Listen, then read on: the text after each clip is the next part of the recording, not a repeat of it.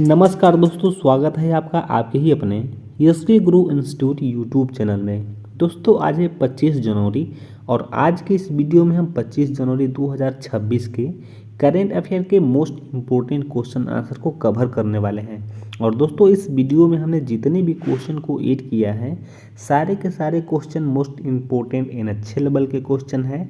तो चलिए दोस्तों देर न करते हुए शुरुआत कर लेते हैं नंबर फर्स्ट क्वेश्चन से। और आज का हमारा पहला क्वेश्चन है, जनवरी 2026 में किस उच्च स्तरीय दौरे ने खाड़ी तनाव के बीच भारत यूएई रणनीतिक संबंधों को उजागर किया? तो इसका राइट आंसर हो जाएगा यूएई के राष्ट्रपति ने। यूएई राष्ट्रपति यानी विकल्प नंबर 2 आपका राइट आंसर हो जाएगा दोस्तों। और नेक्स्ट हमारा क्वेश्चन वेरी इंपॉर्टेंट क्वेश्चन दोस्तों। तो क्वेश्चन है, मुंबई 2026 में भारत की पहल शहर नेतृत्व वाली जलवायु कार्रवाई पहल की मेजबानी करेगा, जिसे क्या कहा जाता है? तो इसका राइट आंसर हो जाएगा दोस्तों, उसको कहा जाता है मुंबई क्लाइमेट वीक 2026 यानी विकल्प नंबर 2 का आपका राइट आंसर हो जाएगा। और नेक्स्ट हमारा मोस्ट इम्पोर्टेंट क्वेश्चन दोस्तों। तो क्वेश्चन है, जनवरी 2026 में भारत दुनिया का सबसे बड़ा इलेक्ट्रिफाइड रेल सिस्टम बन गया। तो इसे किस संस्था ने हासिल किया है? तो इसका राइट आंसर हो जाएगा दोस्तों, इसको हासिल किया है भारतीय रेलवे ने, यानी विकल्प नंबर फर्स्ट आपका राइट आंसर हो जाएगा। और दोस्तों किस अंतर्राष्ट्रीय संगठन ने 2026 को रेंज लैंड्स और पशुपालकों का अंतर्राष्ट्रीय वर्ष घोषित किया? तो इसे घोषित करने वाला है संयुक्त राष्ट्र ने।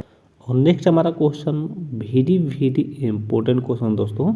तो क्वेश्चन है, जनवरी 2026 में किस अदालत ने सेलिब्रिटी एंडोर्समेंट मामले में अभिनेता मोहनलाल के खिलाफ उपभोक्ता कार्रवाई रद्द कर दी है?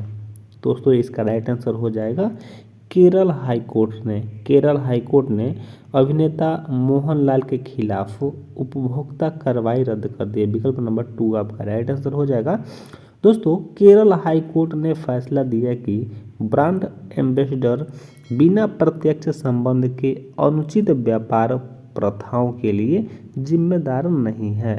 तो इसको भी आपको याद रखने हैं। चलिए अगला क्वेश्चन को देख लेते हैं।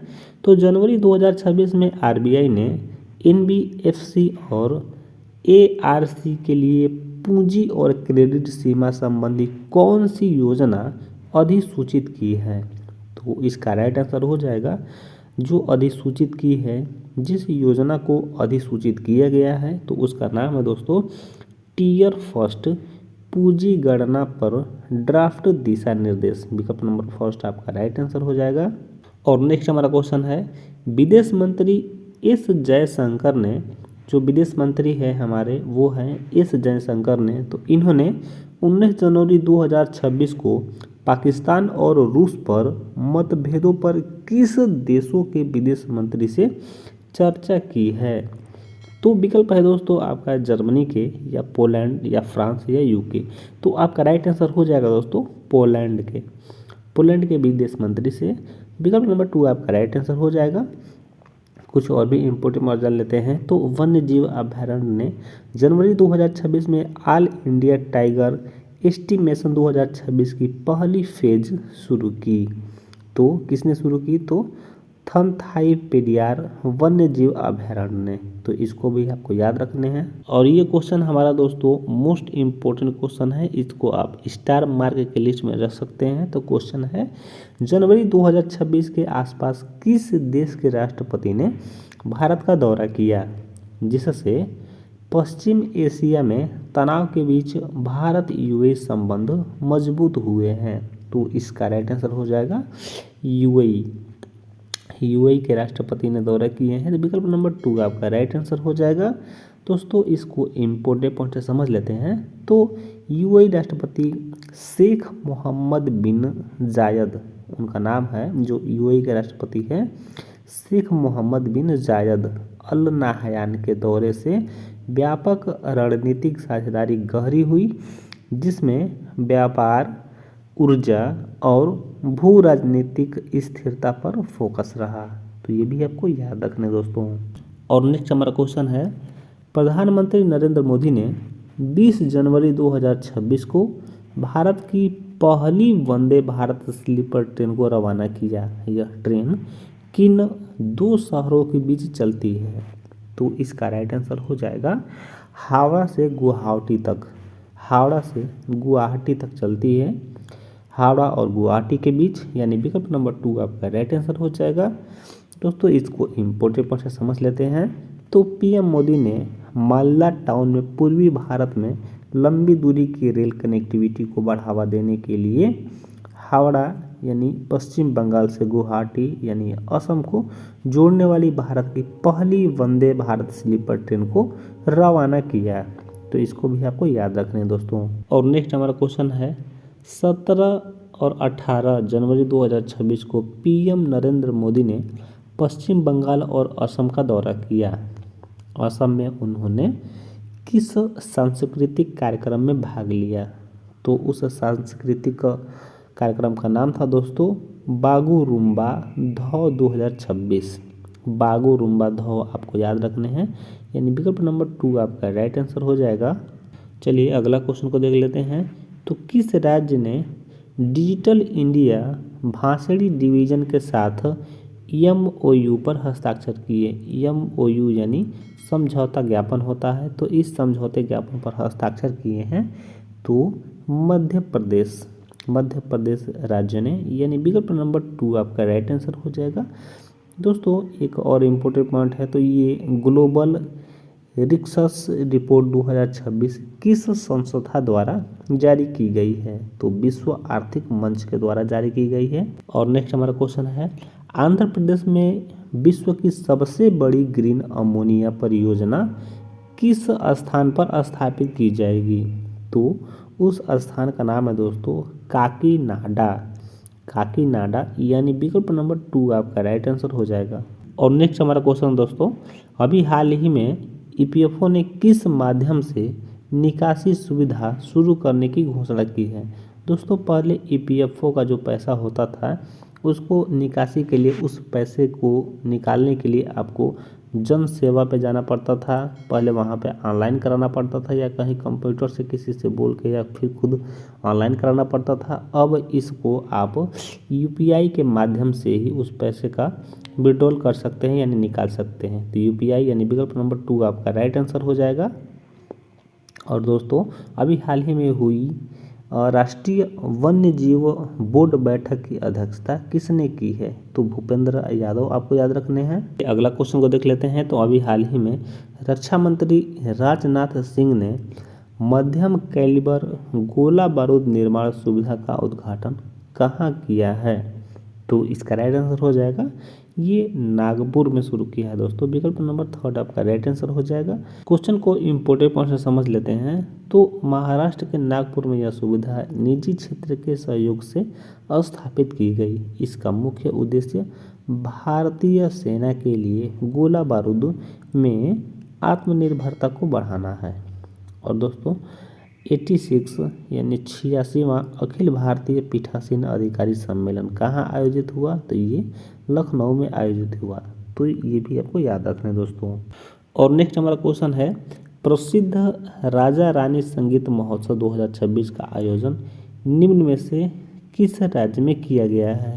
तो निम्न में से यानी उड़ीसा में किया गया है या गोवा या हरियाणा या पंजाब में किया गया है?